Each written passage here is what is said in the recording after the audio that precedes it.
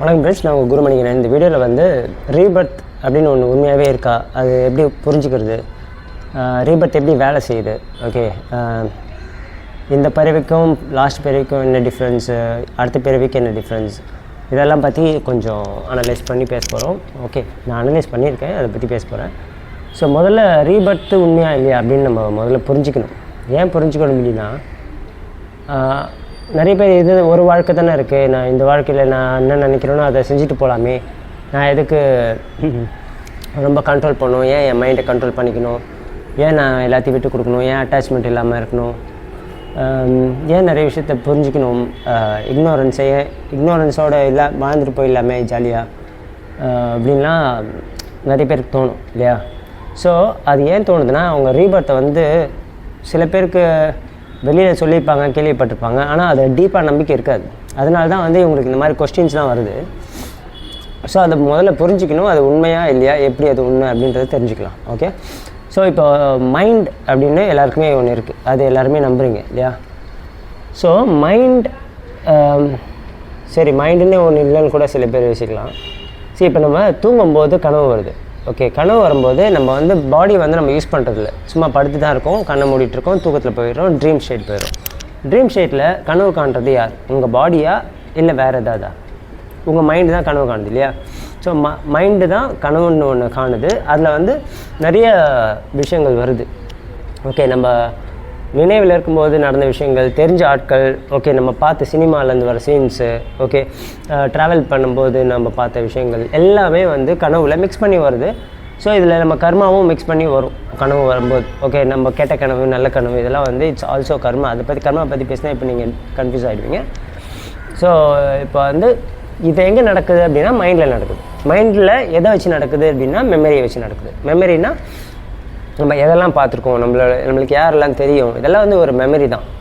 Okay, இந்த memory வந்து அங்கே ஒரு ப்ளேயாக நடக்குது. அதை வந்து நம்ம மைண்ட் வந்து க்ரியேட் பண்ணுது, நம்மளோட awareness, that is as actually நம்ம தான் அது, நம்ம வந்து அதை அவேர் பண்ணுறோம். ஸோ அதனால் அங்கே பாடி தேவைப்படல. ஓகே, பாடி இல்லைனாலும் அங்கே மைண்டு வேலை செய்யுது, அங்கே தாட்ஸ் ஓடிட்டு தான் இருக்குது. ஓகே, இப்போது ஸோ இதுலேருந்து நம்மளுக்கு தெரியுது பாடின்றது ஒன்று தேவையில்லை தாட்ஸ் ரன் பண்ணுறதுக்கு அப்படின்னு. நம்ம இப்போ சும்மாவே உட்காந்து பாடியே அசைக்காமல் நம்மளால் ஒரு விஷயத்தை வந்து தாட்டாக க்ரியேட் பண்ண முடியும், ஒரு செயலை செய்ய முடியும்.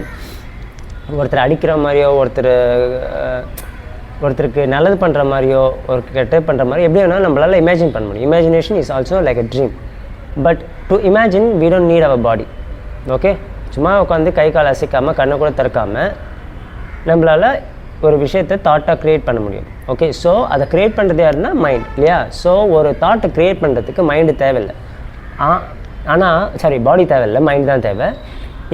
அப்போ பாடி எதுக்கு அப்படின்னா, அந்த தாட்டை வந்து ஆக்ஷனாக மாற்றுறதுக்கு மட்டும்தான் பாடி தேவை. அந்த பாடியை யார் யூஸ் பண்ணிக்கிறான்னா மைண்ட் யூஸ் பண்ணி, பாடியை யூஸ் பண்ணி அந்த தாட்ஸை வந்து ஆக்ஷன்ஸாக மாற்றுது. ஸோ அந்த ஆக்ஷனாக மாற்றுறதுக்கு அந்த பாடி வேணும், அதுக்காக மைண்டு க்ரியேட் பண்ணது தான் அந்த பாடி. ஸோ அப்போ செத்ததுக்கு அப்புறம் என்ன ஆகுது, ஏன் நம்ம எப்படி ரீபர்த் வரும் அப்படின்னா, நம்ம தூங்கினாலும் தாட்ஸ் வருது, தாட்டுக்கு வந்து ஒரு ஆக்ஷன் கொடுக்கறதுக்கு பாடி இருக்குது. பட் தூக்கத்தில் கனவுன்றதுனால அது பண்ணுறதில்ல. ஆனால் நம்ம நினைவில் ஒரு விஷயத்தை திங்க் பண்ணுறோம், அடுத்த வருஷம் நான் இந்த மாதிரி விஷயம் பண்ணணும், இந்த மாதிரி வீடு கட்டணும், இந்த மாதிரி ஒரு கார் வாங்கணும்னு திங்க் பண்ணுறோன்னா, திங்க் பண்ணுறதுக்கு நம்ம பாடி தேவையில்லை, ஆனால் அதை செயல்படுத்துறதுல அதுக்கு அந்த பாடி தேவை. ஸோ அதை செயல்படுத்துறது யாருன்னா அந்த மைண்டு, திங்க் பண்ணுறது யாருன்னா அதுவும் மைண்டு தான். ஸோ மைண்டுக்குள்ளே நிறைய மெமரிஸ் க்ரியேட் பண்ணியிருக்கோம் நம்ம சின்ன வயசுலேருந்து. ஸோ அது ஒரு தாட்டாக எப்போவுமே க்ரியேட் ஆகிட்டே இருக்கும். மார்னிங் டு நைட் ஆல்மோஸ்ட் ஒரு மனுஷனுக்கு வந்து 60,000 to 70,000 தாட்ஸ் ஒரு நாளைக்கு வரும்னு சொல்கிறாங்க சயின்டிஃபிக்காக. ஸோ அத்தனை தாட்ஸ் இருக்குன்னா அவ்வளோ மெமரிஸ் நம்மக்கிட்ட இருக்குது. ஓகே, கண்டபடி குப்பை மாதிரி மெமரிஸ் சேர்த்து வச்சுருக்கோம், good or bad whatever. So அதனால் அதை திருப்பி ரிப்பீட் பண்ணிகிட்டே இருக்கும், அதுக்கு ஏதாவது ஒரு ஆக்ஷன்ஸை கொடுக்கறதுக்காக இந்த பாடியை வச்சுட்டே இருக்குது.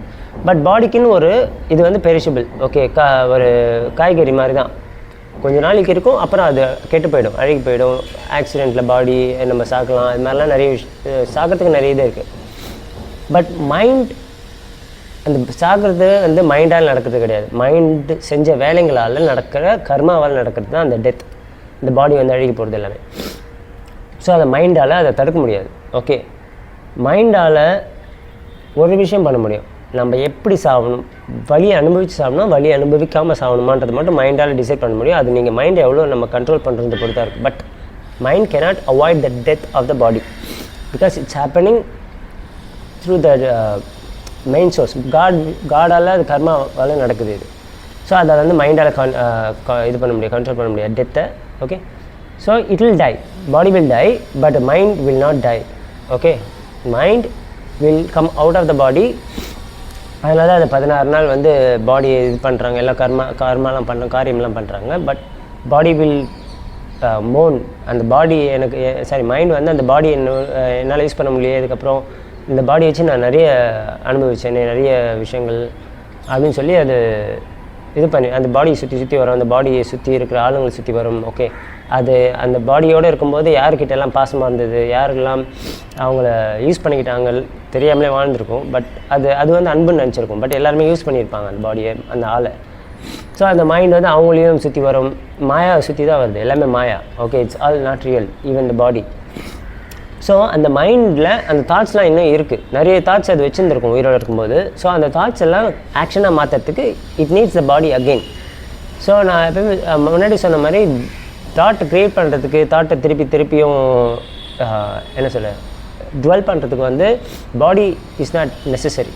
மைண்ட் வந்து அதாலே பண்ண முடியும். பட் அதை ஆக்ஷனாக திருப்பி மாற்றணும், அதுக்கு வந்து பாடி வேணும். அதே மாதிரி அந்த மைண்ட் பண்ண காரியங்களுக்கான கர்மாவை அனுபவிக்கிறதுக்கும் பாடி வேணும்.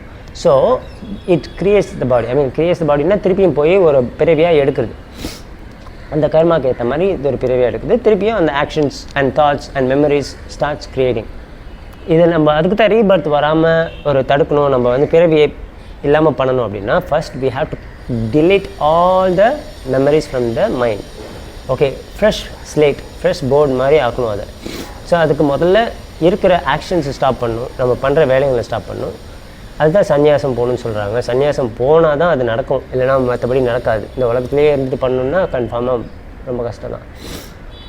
First we have to go out of the society, go as a sannyasi. Then we should stop doing actions with expectations. We should stop attachments, getting attachment newly. பழைய அட்டாச்மெண்ட் இருந்தால் அது எல்லாத்தையும் எடுத்துடணும். மெமரிஸ், இந்த cinema பார்க்குறது, பாட்டு கேட்குறது, இந்த மாதிரி விஷயங்கள் எல்லாத்தையும் மெமரி தான்.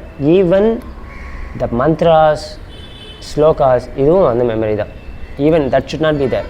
இருந்தால் திருப்பியும் அடுத்த பிரிவில் போயிருக்கும். But it will be a good, but திருப்பியும் அதை ஒரு பக்தியாக அந்த மாதிரி இதில் தான் பிறப்பாங்க. பட் ஸ்டில் அந்த மைண்டில் என்ன மெமரி இருக்கோ அந்த மைண்டுக்கு ஏற்ற மாதிரி தான் ரீபர்த் இருக்கும். ரொம்ப கெட்ட குணங்கள், கெட்ட விஷயங்கள், கெட்ட எண்ணங்களோடையே இருந்த மைண்ட் வந்து செத்துச்சுன்னா திருப்பி அந்த மாதிரி பாடி, இப்போ அந்த மாதிரி ஒரு பிறவி எடுத்து திருப்பி அதே வாழ்க்கையை வாழ்ந்து எக்ஸ்ட்ராவாக அதை ஆட் பண்ணுறதோ இல்லை கம்மி பண்ணுறதோ அடுத்த பிறவியில் அதுக்கு நடக்கும். ஸோ அட்லீஸ்ட் நம்ம ரீபர்த் இல்லாமல் பண்ண முடிஞ்சால் நல்லது. அது ரொம்ப கஷ்டமானது, எல்லாத்தையும் விட்டுட்டு போகணும். You have to leave everything and go and practice the detachment, everything. And memory, full memory, slate ஃபுல்லாக அழிக்கணும். ஈவன் ஃபுட்டு மேலே கூட நம்மளுக்கு விருப்பம் இல்லாத அளவுக்கு பண்ணணும்.